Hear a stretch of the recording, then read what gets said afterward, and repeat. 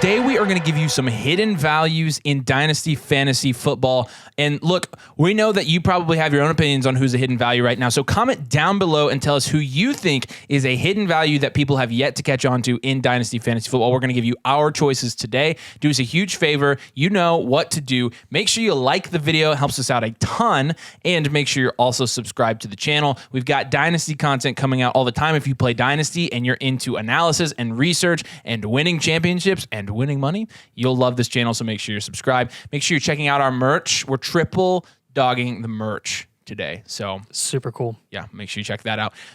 And also, Up to Something season is happening. Stay tuned on that. That's all we'll give for right now. We're going to give you 5 hidden values to trade for. And look, when we give you these, it's not going to be, these are the only hidden values you can trade for. And you're obviously not going to want to and I use this example all the time. You're not going to want to pull the Simon Denny and own them in every single league. But they are good targets for your dynasty trades. And the first one that we are going to have is George Kittle. This one's actually kind of an interesting one to me. And look, Simon did our video prep. He does such a good job. And I totally agree with this. I do not know. I genuinely don't understand. When I'm looking through Dynasty Twitter, when I'm looking through where George Kittle is going, even in underdog best ball drafts right now, it's almost like people just expect George Kittle to regress this year. Maybe we're predicting injury. Maybe we're that concerned about the quarterback situation. And honestly, I think that's part of it. I think a lot of people look too much into the quarterback situation in San Francisco. And okay, it's not Jimmy G. So if it's Brock Purdy, he's going to produce more. If it's Trey Lance, he's producing less. If it's Sam Darnold, what the heck is even going on in San Francisco? But, you know, with Kittle, I think he's going to produce either way, because when you're looking at tight ends historically, when they're playing with younger quarterbacks, tight ends have, typically been a favorite target of quarterbacks that are newer to an NFL field, newer to an NFL offense. And I don't really think that's going to be an exception if Trey Lance steps on the field with San Francisco. So, he had 14 points per game with Purdy as the starter. And right now, from everything that we have heard, we can assume that Brock Purdy, if he's healthy, is going to be the starter there. It's been reported pretty widely by the likes of Adam Schefter, Ian Rappaport. Every time anybody goes on Pat McAfee, George Kittle said it was his to lose. So I think we're going to assume he's the starter. And then now you're talking about 14 points per game in tight end premium leagues. And look, most of us are playing in tight end premium dynasty leagues. This is somebody that when we did our research, so actually, and this, we haven't said this on the show, but we did a survey. A survey of 180 teams, and it showed that like 82% of the championship winning dynasty teams in tight end premium leagues had one of the top 6 tight ends last year on them. So if you're not getting one of those top 6 tight ends, you might as well not. My point is George Kittle is one of those. Yes, we know we've said that a million times. We do it as a joke now. George Kittle is one of these tight ends. Okay, he's dominating the snap share. They drafted Cameron Latou, but oh no, that's crazy. Man, George Kittle's going to lose his job. You guys really think so? He's screwed. Yeah. All right, in that case, no, I'm just kidding. He's going to be used in the 49ers offense no matter what. So George Kittle, he's going in a tight end premium league. He's got good value right now. He's going anywhere from like the late 5th to the 7th round, I think, in dynasty startups. So if you're getting him at that price point, absolutely somebody you should be trading. Like even trading up, like if you got even Sam Laporta this year. Sam Laporta is a guy that we really like, but honestly, how much is he going to produce his rookie year? We don't know. If you can get Sam Laporta in like a second to get a George Kittle, or do it. Yeah. Even Dalton Kincaid in a second, I'd probably do, I think. Oh, I totally would. So, and I think with Kittle, this guy, like, he, next to Travis Kelce in the data that we collected, like, Kittle. What data? the assumed, tight end championship data. He accounted by himself he accounted for 17% of the champions that owned George Kittle. They had George Kittle. So that's just, again, when you're getting Kittle multiple rounds after Travis Kelce in a dynasty startup draft, and you're obviously assuming that Kittle's going to last quite a few years later than Travis Kelce will, there's an argument to be made that George Kittle is even a better value than Travis Kelce is right now. It's a value, I would agree. How old is George Kittle? 29. Yeah. And he's been a top 4 tight end the last 5 years in points per game. And like, he's not going anywhere. He has the 2nd highest snap share in the league out of all tight ends. Like, he is on the field at all times. Because he blocks so well, that's too. The thing is, look, he had 13.2 points per game, I believe, last year, maybe 13.4, but 14 points per game with Brock Purdy. And that's the thing is, people are saying, well, we agree. Brock Purdy's not an incredible quarterback. So what are the 49ers going to do? They're going to get the ball to their weapons. And George Kittle is absolutely a weapon. It's what Jimmy Garoppolo really no did. question. I mean, George about Kittle, it. I mean, you could make an argument. Travis Kelce, obviously, historically is in a tier of his own. But George Kittle, you can pretty much make an argument he's the second best pure NFL tight end in the NFL. Yeah, I mean, you're talking about... He set the record of 1377 in his sophomore season for receiving yards. Yeah, and not... Actually, Kittle's more well-rounded than Kelce is as a true tight end, though, in the NFL. Like, in terms of like run blocking, absolutely. He's the best blocking tight end in the NFL. Yeah. That's why he sees the field so much. That's why it's how you can't... the guy does everything so well. He's going to continue to do everything so well. He's going to continue to be on the field, and for that reason, you should be buying George Kittle. Our next guy on here you're going to have is Najee Harris. Yeah, it sounds gross to a lot of us. We get it. Last year, Najee was going at the 1-2 turn. A lot of people got burnt by that ADP. And the writing, really, a lot of people could have guessed that was going to happen. We just all reacted too late. Najee Harris, in his rookie year, had so many receptions. He had Big Ben at quarterback. We all know how Big Ben was. So Kenny Pickett was coming in, and you could have assumed he was going to go like last year. He had 74 receptions in his rookie season. He had only 41 last year. But the one thing that we're predicting is that Najee Harris will finally start to get more efficient. The Steelers last year, they drafted a new left tackle, Broderick Jones, in the first round. So there you go. You're already getting more help for his offensive line. They also drafted Darnell Washington, and we've all seen it. Darnell Washington is an absolute freak. And that's the thing. Najee Harris is being drafted as RB13 on Underdog Fantasy right now. But for some reason, he's also the RB13 in Dynasty. And I'm seeing a huge disconnect there. When you're a young running back who's predicted to be a high-end RB2, maybe even a low-end running back 1, you're only in your third year in the NFL. What's the disconnect? Why are you not valued highly in Dynasty? Why are you going in the 5th and 6th rounds? I don't get it. Najee Harris is absolutely someone all of us are buying. I'm buying him in redraft. I'm buying him in Dynasty. I want him on almost... he's probably my most owned player right now. Yeah, and don't buy this Jalen Warren crap. Like, that come was the other thing I was on, gonna the say. sleeper alerts just For needs to real. stop. I mean, this is kind of getting it. Not kind of, it is. It's a joke. And with Jalen Warren, yeah, he's going to get some snap share because, yeah, Najee Harris is more efficient when he gets less snap share and less time on the field. We saw this when you look at his game log last season. Najee Harris got more consistent from a points per game perspective and got way more efficient when you gave him consistently less snap share on a per game basis. So with Jalen Warren, it was like seeing the field more, 65-35 still. I know, which is more of a workhorse role than a lot of even elite backs get in today's NFL. Yeah, absolutely. He's right. The Jalen Warren thing, ignore it. We saw this last year with a number of backs, like for example Travis Etienne and James Robinson. All we heard about was how James Robinson was going to take that job and he was going to take away from Etienne. And he got traded by like week 4. Remember the Nyheim Hines hype? Oh yeah, how it was supposed to. That was insane.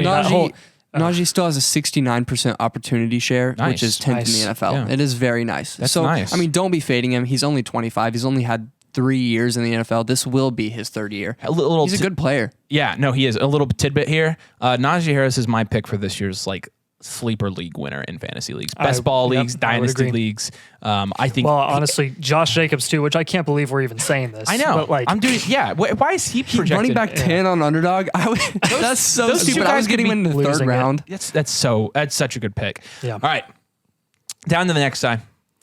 Oh, this is my guy, Marquise Brown. We've talked about him a lot in fantasy. In wide receiver 35, is this according to Keep Trade Cut, Simon? Yeah. According to Keep Trade Cut, Marquise Brown is wide receiver 35. Come on. Time to pull up Keep Trade Cut. The Arizona Cardinals, okay, for one, the Arizona Cardinals gave up a first-round pick in 2022 to get Hollywood Brown.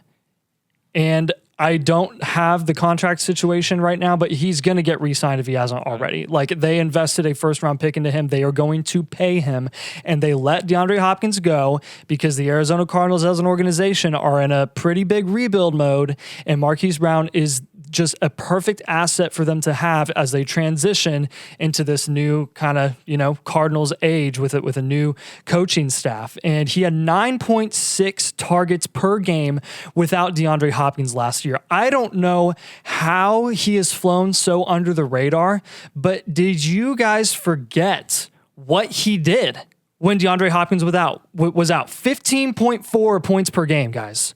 A wide receiver 1 on the offense, again, because Diop is gone. On Underdog, I mean, same thing. People think he's going to be a mid wide receiver 3 on a points per game perspective this year.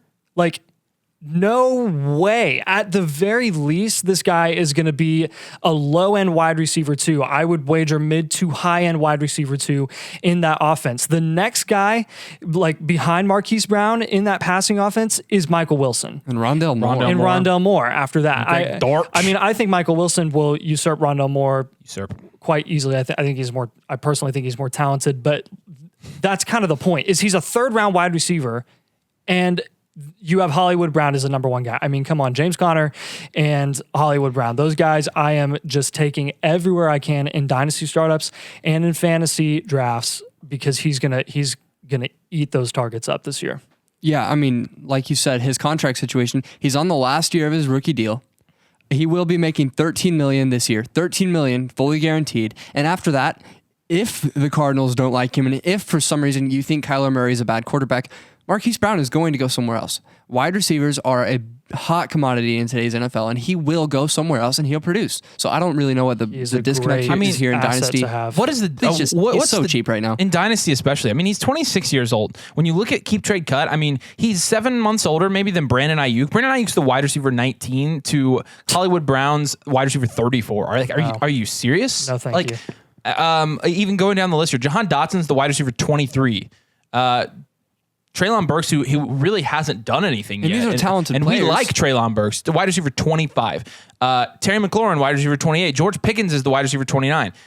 Jameson Williams, who literally hasn't done anything. Wide receiver. So why are we taking these guys over Holly? Like, let me know in the comments if we're stupid for thinking this, but like, I really don't think we are. I think Hollywood Brown, I think there's just a huge disconnect, and he's just one of these guys that gets faded into oblivion for no reason at all. Every season. Again, it's recency bias. He's going to be the new Mike Williams. Mike Williams was the exact same way. Yeah. But now Mike Williams is made of glass. So anyways, Marquise Brown's our next guy. Our next guy on this list is going to be Joseph Mixon. And yes, I am aware that he was involved in said incident that is now on the screen with said headline. Allegedly. Allegedly. I'm aware. T's and P's. T's and P's. Newsflash. And T's and P's for the people who haven't picked him up while he's cheap in Dynasty, honestly. Yeah. Because in Newsflash, Joe Mixon, still on the Bengals. Still there. Like, actually remember when everybody was like, oh, Joe Mixon, he's not doing anything. And they're going to draft Bijan Robinson. And they're going to draft Bijan. And now instead they drafted Chase Brown, which is the next best thing, right?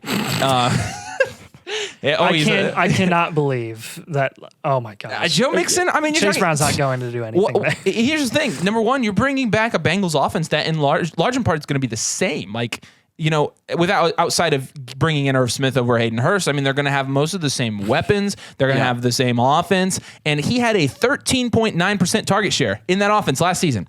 They utilized him in a very good way. They have wide receivers that absolutely stretch the field.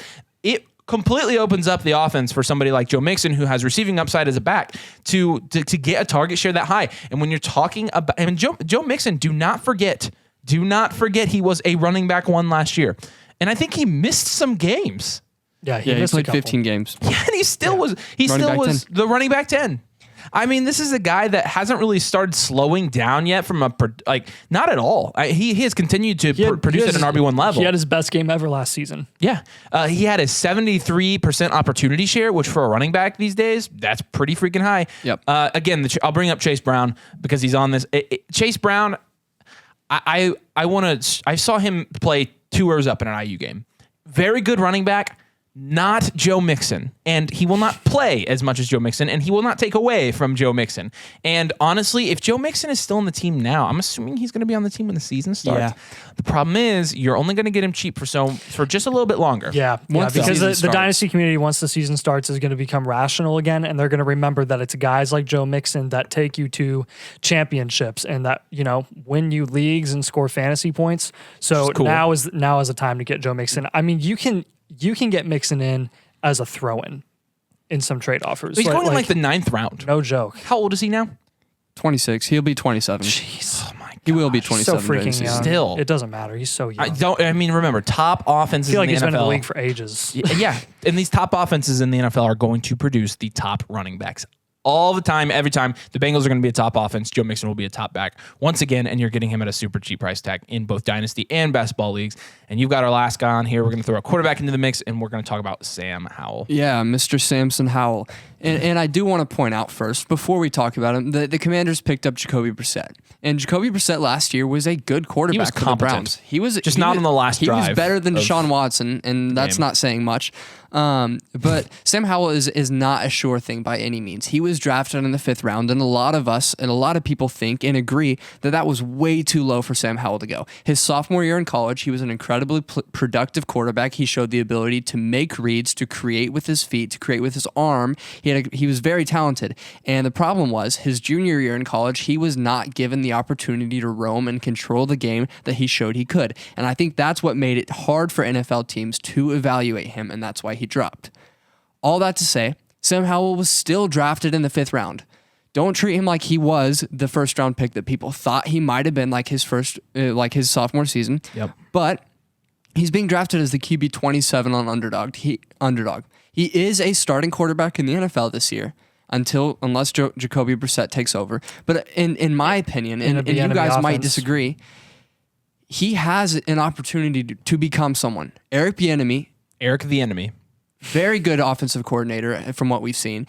Sam Howell has 2 very good wide receivers. He has Terry McLaurin, a top 10 wide receiver in the league, and he has Jahan Dotson, who is a rising wide receiver. And I think Bieniemy will be able to help him look good. And I think Sam Howell is someone who likely, it's at his cheap price tag right now, he's worth investing in for me, because even though I don't think a 5th round QB is going to be a long-term starter, I think he will rise in value. There are going to be people who love him, and when that happens, you'll be very glad that you own him. And the reason that he's a buy now is because that hasn't happened yet. There aren't really a lot of people that are going out of their way to buy Sam Howell. He's played 1 game. I mean, I have Sam Howell on a couple rosters, and I'm like, okay, I put him on the trade block. Come get him for whatever. I'll take a 2nd round pick for him. No one wants him. I haven't gotten a single offer for him. So what that means is you could probably still get him pretty cheap from the people who are selling him.